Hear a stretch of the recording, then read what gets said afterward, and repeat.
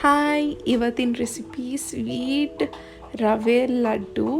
ಇದನ್ನು ನೀವು ಮನೆಯಲ್ಲೇ ತುಂಬ ಈಸಿಯಾಗಿ ಮಾಡ್ಕೊಂಡು ತಿನ್ಬೋದು. ಮಕ್ಕಳು ಕೂಡ ತುಂಬ ಇಷ್ಟ ಆಗುತ್ತೆ. ಯಾವುದೇ ಹಬ್ಬ ಹರಿದಿನ ಕೂಡ ನೀವು ಇದನ್ನು ಮಾಡ್ಬೋದು. ತುಂಬ ಈಸಿ ರೆಸಿಪಿ. ಬನ್ನಿ ಹೇಗೆ ಮಾಡೋದು ನೋಡೋಣ. ಫಸ್ಟ್ ನಾನೊಂದು ಪ್ಯಾನ್ ತೊಗೊಂಡಿದ್ದೀನಿ. ಅದಕ್ಕೆ ನಾನು 1 ಟೇಬಲ್ ಸ್ಪೂನು ತುಪ್ಪ ಯೂಸ್ ಮಾಡ್ತಾಯಿದ್ದೀನಿ. ತುಪ್ಪದಲ್ಲಿ ನಾವು ರವೆ ಹುರ್ಕೋಬೇಕಾಗುತ್ತೆ.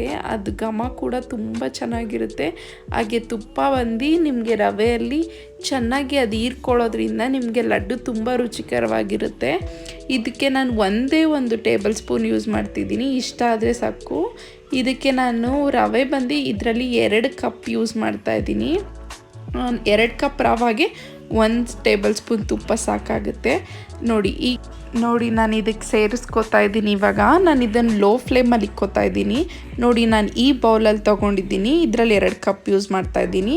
ಈಗ ರವೆ ಹಾಕ್ಕೊಂಡ್ಮೇಲೆ ಇದು ಲೋ ಫ್ಲೇಮಲ್ಲೇ ನೀವು ಏನಿಲ್ಲ ಅಂದರೂ ಒಂದು 5ರಿಂದ 7-8 ನಿಮಿಷ ಆದರೂ ಚೆನ್ನಾಗಿ ಲೋ ಫ್ಲೇಮಲ್ಲೇ ನೀವು ಫ್ರೈ ಮಾಡ್ಕೋಬೇಕು. ಇದು ಕಲರ್ ಬಂದು ಬ್ರೌನಿಷ್ ಕಲರ್ ಆಗುತ್ತೆ. ಅಲ್ಲಿ ತನಕ ನೀವು ನೀಟಾಗಿ ಇದನ್ನು ಫ್ರೈ ಮಾಡ್ಕೋಬೇಕಾಗುತ್ತೆ. ತುಪ್ಪ ಎಲ್ಲ ನೀಟಾಗಿ ನೀವು ಸ್ಪ್ರೆಡ್ ಮಾಡ್ಕೊಳ್ಳಿ. ಆವಾಗ ಗಂಟು ಥರ ಇರಲ್ಲ. ನೀವು ಲೋ ಫ್ಲೇಮಲ್ಲೇ ಇಟ್ಟು ಇದನ್ನು ಫ್ರೈ ಮಾಡ್ಕೊಳ್ಳೋದ್ರಿಂದ ತುಪ್ಪ ಕೂಡ ಚೆನ್ನಾಗಿ ರವೆಯಲ್ಲಿ ಮಿಕ್ಸ್ ಆಗುತ್ತೆ. ಹಾಗೆ ನಿಮಗೆ ಫ್ರೈ ಮಾಡ್ಕೊಳ್ಳೋಕೆ ಕೂಡ ತುಂಬ ಈಸಿ ಆಗುತ್ತೆ. ಇದಂತೂ ಸ್ವೀಟ್ ಇಷ್ಟಪಡೋರಿಗೆ ತುಂಬ ಇಷ್ಟ ಆಗುತ್ತೆ. ಮಕ್ಕಳು ಕೂಡ ತುಂಬ ಇಷ್ಟಪಟ್ಟು ತಿನ್ನುವಂಥದ್ದು ಲಡ್ಡು.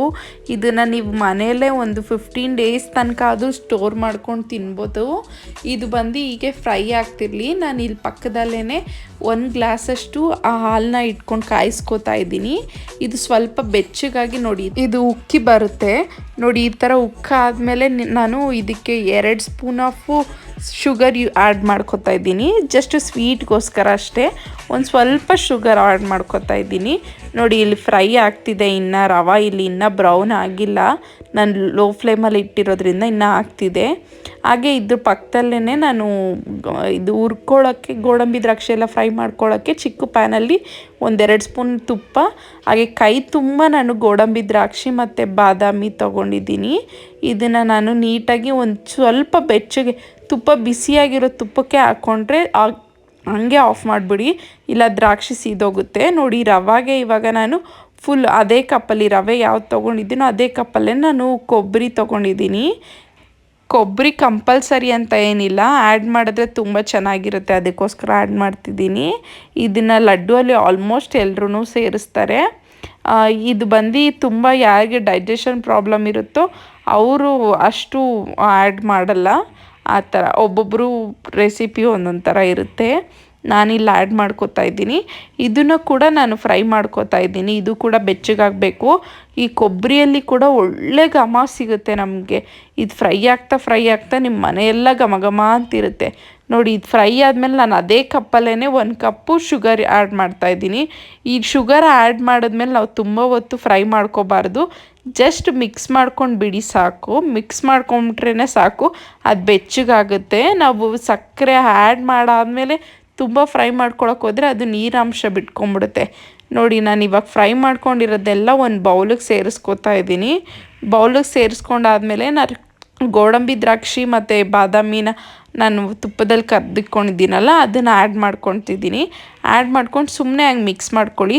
ಇದು ಸ್ವಲ್ಪ ನಮಗೆ ಬೆಚ್ಚಗಾಗಬೇಕು. ಇದು ಬಿಟ್ಟು ಈಗ 10 ನಿಮಿಷ ಆಗಿದೆ. ನೋಡಿ ಇದಕ್ಕೆ ನಾನು ಸ್ವಲ್ಪನೇ ಹಾಲು ಹಾಕ್ಕೊಂಡು ನಾನು ಇದನ್ನು ಉಂಡೆ ಕಟ್ಕೋತಾ ಇದ್ದೀನಿ. ಬೆಚ್ಚಗೆ ಇದ್ದಾಗ ನಾನು ಕಟ್ಕೊಳ್ತಾ ಇರೋದು. ಇದು ಸ್ವಲ್ಪ ಹೊತ್ತು ಬಿಟ್ಕೊಂಡಿದ್ದೆ. ಇದು ತುಂಬ ಬಿಸಿ ಇದ್ದಾಗಲೇ ನನಗೆ ಕಟ್ಕೊಳ್ಳೋಕ್ಕಾಗಲ್ಲ, ಕೈಯೆಲ್ಲ ಸುಡುತ್ತೆ. ಹಾಲು ಕೂಡ ಇಷ್ಟೊತ್ತಿಗೆ ಬೆಚ್ಚಗಾಗಿರುತ್ತೆ. ನೋಡಿ ಈ ಥರ ಒಂದೊಂದೇ ಉಂಡೆ ಕಟ್ಟಿ ನಾನು ಒಂದು ಪ್ಲೇಟಲ್ಲಿ ಇಟ್ಕೋತಾ ಇದ್ದೀನಿ. ಇದು ಗೋಡಂಬಿ ದ್ರಾಕ್ಷಿ ಎಲ್ಲ ಮಧ್ಯೆ ಸಿಗ್ತಾ ಇರುತ್ತೆ. ತುಪ್ಪದ ಘಮ ಅಂತ ಬರ್ತಿರುತ್ತೆ. ತುಂಬ ರುಚಿಕರವಾಗಿರುತ್ತೆ. ನೀವು ಇದು ಯಾವುದೇ ಹಬ್ಬಕ್ಕೆ ಕೂಡ ನೀವು ಮಾಡ್ಬೋದು. ದೇವ್ರಿಗೆ ನೈವೇದ್ಯ ಕೂಡ ಇಡ್ಬೋದು. ಮಕ್ಳಿಗೆ ಕೂಡ ತುಂಬ ಇಷ್ಟ ಆಗುತ್ತೆ. ಈಸಿಯಾಗಿ ಮನೇಲೆ ಕೇವಲ 10-15 ನಿಮಿಷದಲ್ಲೇ ಇದು ಮಾಡ್ಕೊಂಬಿಡ್ಬೋದು. ಬೇಗ ಮಾಡ್ಕೊಳ್ಳುವಂಥದ್ದು. ನೀವು ಒಂದ್ಸಲ ನೀವು ಮನೇಲಿ ಟ್ರೈ ಮಾಡಿ ನಿಮ್ಮ ಮಕ್ಳಿಗೆ ತಿನ್ಸಿದ್ರೆ ಅವ್ರು ಪದೇ ಇಷ್ಟಪಟ್ಟು ತಿನ್ನುವಂಥದ್ದು. ಹೊರಗಡೆ ತಿಂಡಿಗಿಂತ ಇದು ತುಂಬ ರುಚಿಕರವಾಗಿರುತ್ತೆ. ಒಮ್ಮೆ ಟ್ರೈ ಮಾಡಿ ನೋಡಿ.